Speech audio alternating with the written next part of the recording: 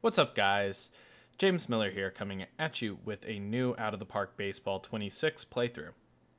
I have seen so many wonderful creators go through and start their Out of the Park Baseball playthroughs, and there's some things that I feel like I can do as well, so might as well put my money where my mouth is. Originally, I wanted to do a Rockies playthrough with how historically bad that they've been, but I've seen a guy on TikTok and I've seen old school sports do their playthroughs, so don't want to step on any toes there. Also, Jersey Born is doing a great playthrough on the Marlins, which I've already been there, done that, so I'm fine with not worrying about that. And then OOTP Patty came back with a double feature. Number one did a rebuild temporarily with trying to turn around Baltimore, and then created a new video about the Pittsburgh Pirates. And I was like, you know what? It's time for me to jump back into the game. I'm ready to go, and I'm ready to get started here with Saving Seattle. So as you can see, we're here with the Seattle Mariners. We are on the actual opening day, and we have done a few things, but mostly it is just set up and not touch anything for the first 2 months of the year to see where we're at in this fictional world. So first and foremost, let me just go through my global settings. Number one, I switch all of my ratings from values 20 to 80. I like seeing numbers. I don't like stars.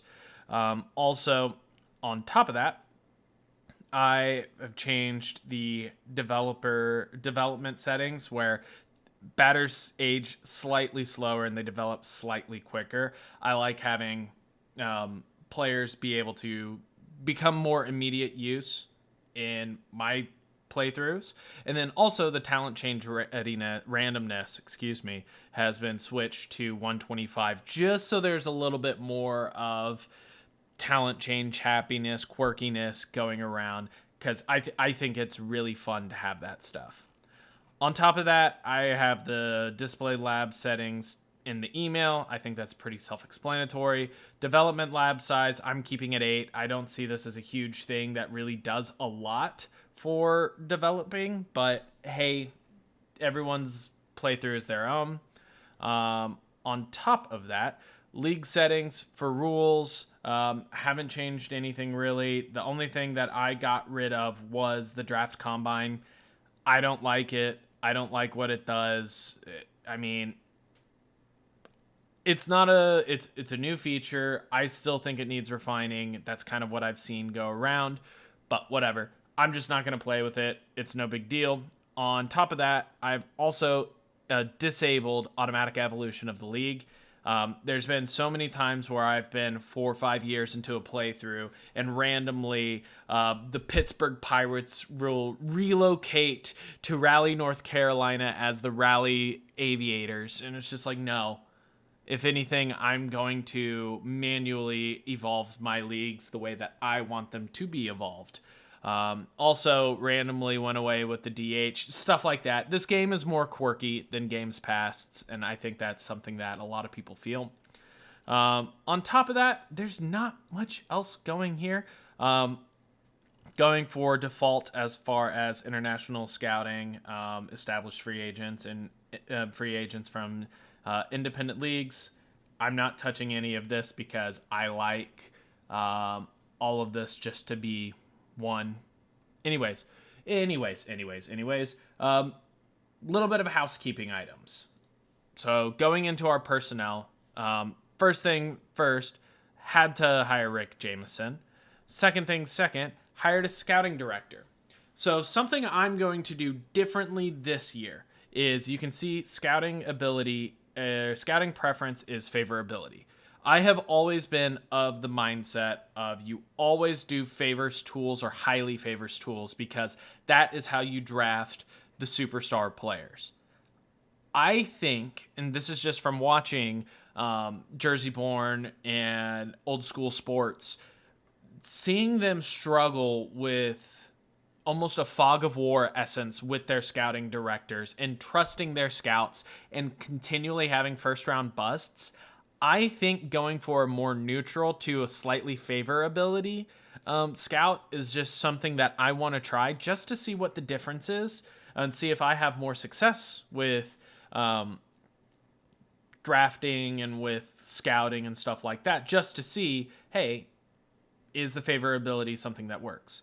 I know when I first started, you could be able to get a team full of relievers and a team full of left fielders, and this was back in OOTP 16, 17, 18, for pennies on the dollar, and you could have a World Series roster with literally 10 relievers and 5 left fielders, just because they could hit so much better. Then it became, you just need ground ball pitching staff with good shortstop and an A-plus catcher behind the plate. So Austin Hedges became the most valuable player. I think that this is the new thing that they're trying to, you're getting all the superstars drafted. Let's change how strong the favor tools scout is. So just trying something new here. If it doesn't work for the next 5 years, we'll let him go. On top of that, I forgot to go get this guy. Oops, let's just do this real quick.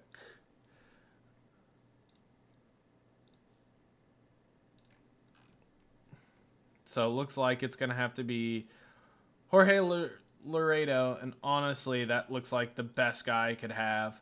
And I don't want first base coach. I want third base coach.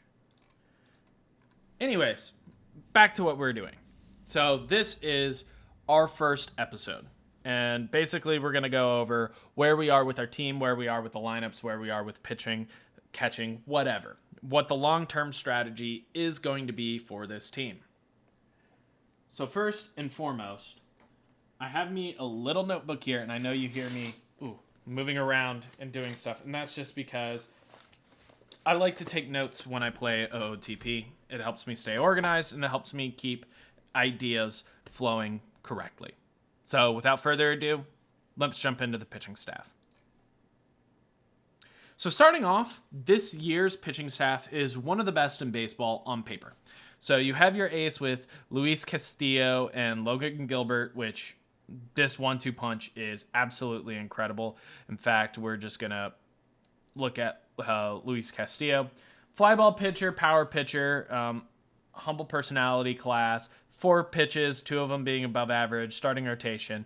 The one thing is he is going to get expensive here in the next 4 years. This is one guy who I wouldn't mind moving off of after his age 33 or 34 season. But if he pitches like he has in the last few years that he's been here in Cincinnati, where he's providing us 2 to 3 WAR at $25 million, that's a little expensive, but at the same time, like, he's giving us 175 innings, not giving up too many runs. Like, you can't ask for more than that. And again, these at a 3.64 ERA, like, this is not bad whatsoever. So next guy obviously is Logan Gilbert. 27 years old, still under arbitration, is going to be making arbitration next year as well, and I believe he has one more year after this. Might be able to see if we can sign him a little bit long-term, but this is one of those guys that might get too expensive for our taste, and we might have to let go of after a little bit. Ratings-wise, he's absolutely dominant versus right-handers. Gets a little bit roughed up, potentially can give up a long ball against left-handers, but anyways, he just is a great pitcher, great guy. Just love having him on our team. Third guy up is Brian Wu. And having Brian Wu as your number 3 is just phenomenal. And he's not a true number 3 because our true number 3 is on the IR right now, or IL, whatever. And he's just a guy who's quietly going to give you 40% better than value, 2.4 WAR. Last year pitched 289, only 121 innings pitched, so would like to see that get up. But Brian Wu's great. And then finally, my Aggie, good guy of Bryce Miller, just came into the show and just has outstanding stuff. Last year kind of figured it out, 180 innings of sub-3 ERA. You can't beat that. Giving up a home run per 9, which isn't great. Walking a little more than 2 per 9 is not great, but the BABIP of 237, the 136 ERA plus, this is just a guy who's going to be a guy for us. Not someone who we're looking to have long-term. just because he's going to give up the long ball. He doesn't have the greatest stuff. And sure, he has a 6-pitch mix, but only one of those pitches is good. And then fly ball pitcher. That's something I do want to get away from. So eventually this pitching staff will be a starting pitcher staff of ground ball pitchers and a high leverage situation of ground ball pitchers as well, with the long relievers and the middle relievers being a hodgepodge of finesse and fly ball pitchers, just because I don't believe in having one singular type of pitcher to be on my pitching staff. But that's theology at this point. Next guy up is Josh Fleming. This is just a great innings eater, gonna put the ball on the ground, gonna get you out of some innings, gonna get you out of stuff. He's just here to fill up a spot until what's his face? Oh gosh, I'm completely blanking on who our last guy on the injured list is right now. George Kirby, our arguable true ace of this staff. And in fact, I need to put a scouting report on him. Fly ball pitcher, absolute pitcher. He's not just a thrower. He can put the ball exactly where he wants to.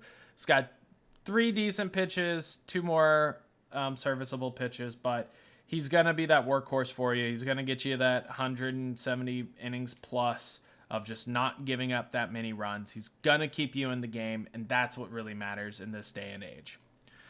On top of that, not going to go into too much detail of our bullpen, but we have Andres Munoz, who's one of the best young pitchers in the game. Solid stuff, ground ball pitcher, 3+ pitches. I don't care about control. You can walk as many people as long as you strike out more. That's my opinion of it, at least, especially whenever you're giving up a putrid 0.9 home runs per 9, 0.96 whip, and that's mostly including the walks. Like, you can't be mad at this whatsoever. Also, we have Gregory Santos, who's going to be another ground ball, high stuff type of guy. Not going to give up home runs, but it might give up some solid contact. That's fine. But as long as he is in the right place at the right time, this is going to be a great setup man for Andres Munoz. We have Eduard Buzardo, just kind of a extra guy to throw into this bullpen. I'll probably look at trading up from him soon. I have Trent Thornton, again, another guy to just have in this bullpen. Yeah. Colin Snyder might be a guy who we keep around a little bit longer term. He is pretty decent. About to hit arbitration next year, so might not keep him around long term, but he seems to be pretty decent. Shintaro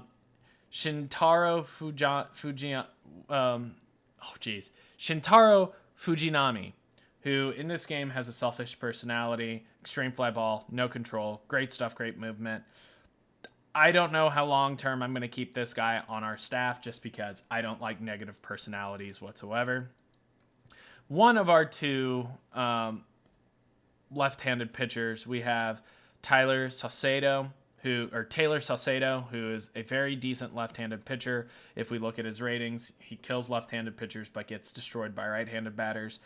He's not a true long reliever. He's a lefty specialist, just like Gabe Spire, who, again, good to have a lefty in the bullpen who destroys lefties, average against righties, 3 decent pitches, 1 more decent-ish pitch. So, yeah, that's a pitching staff. We know we have 1 more solid pitcher coming back. We have a good 2 to 3 year pitching staff in terms of Bryce Miller, Logan Gilbert, Brian Wu, who'll be here for the next 2 to 3 years. So we have a core pitching staff to go from. We don't need to look at starting pitching pretty much ever for the next 3 years. I would like 2 more relievers, one of them being another setup style guy, and then 1 more left-handed pitcher. I do not want that to be both. If the next setup guy happens to be left-handed, that's fine, but I would want another left-handed pitcher because I want to have a pretty even pitching staff in terms of right-handed, left-handed to play the splits. But that was a long-winded conversation about the pitching staff. I think they're in a good place. I give the starting rotation an A+. I give the bullpen a B-. They're two pieces away from being a complete A bullpen. So once we get those last two pieces, which will be in a couple of months, we should have a playoff / World Series contending pitching staff here. Now we go over to our lineups, and this paints a much different picture. On this team, I see only two long-term assets, and they are the obvious Julio Rodriguez, which we have an astounding 168 plus 36 million. Not going to do the math. I think it's somewhere around $20 million or $200 million contract for him, but the ratings justify it.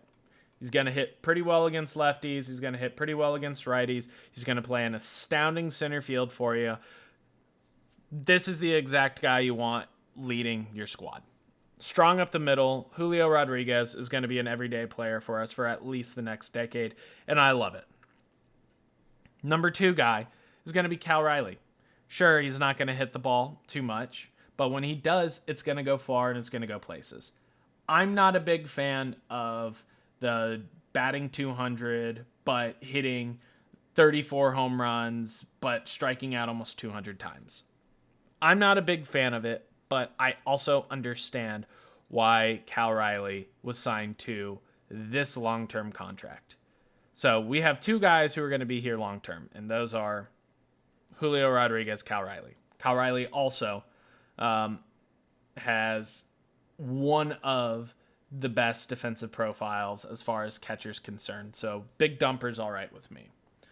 Other than that, let's just go through all of our players. We have Luke Raley, who good personality, decent corner outfielder, no bat to speak of.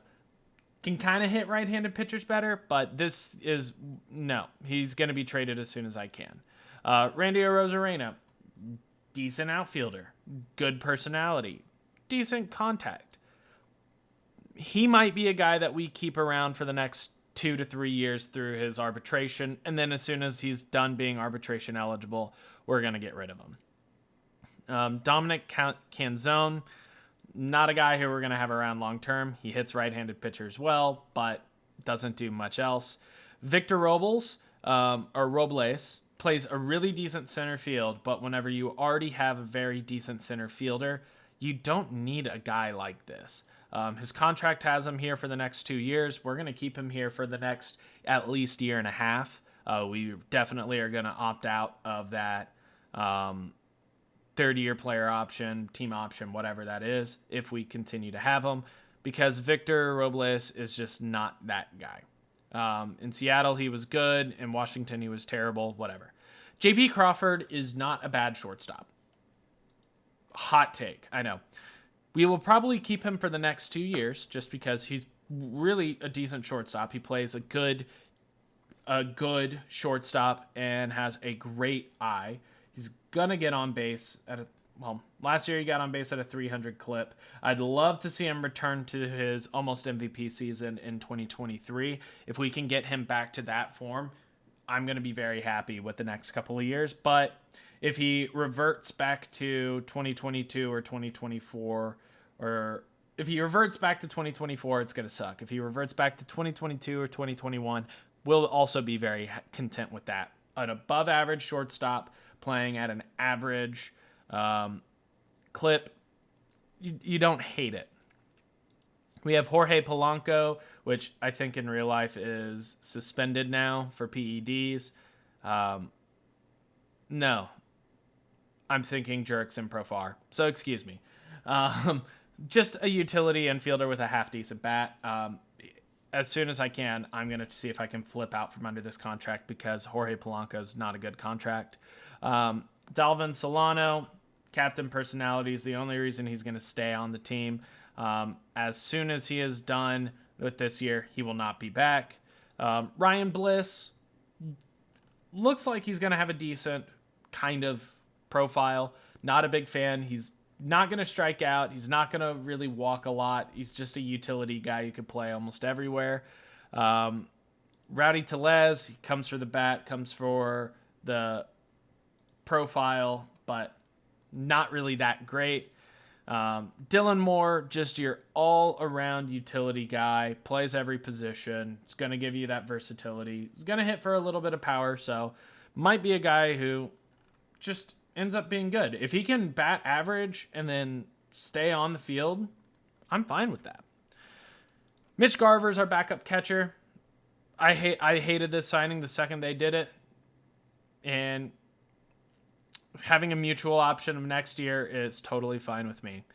So that goes over our main lineup pieces. And as you can see, we only have 2 pieces to build long-term around.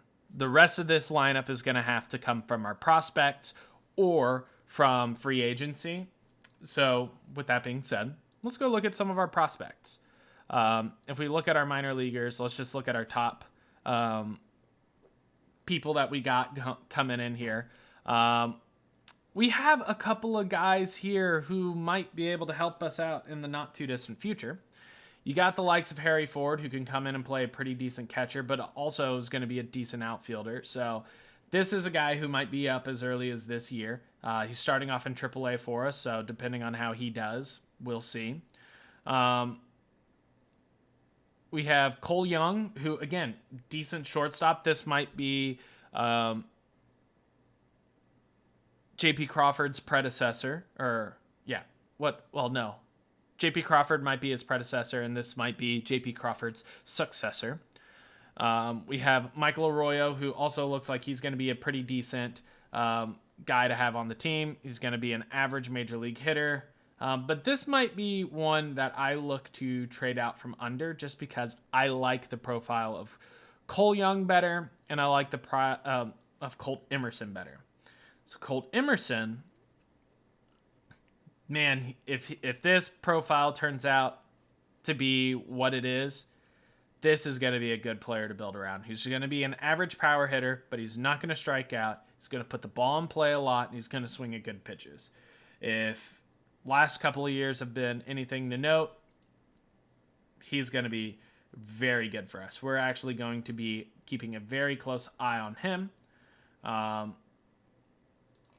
just because if he can play third base or second base for us at an above average level, that is going to be awesome.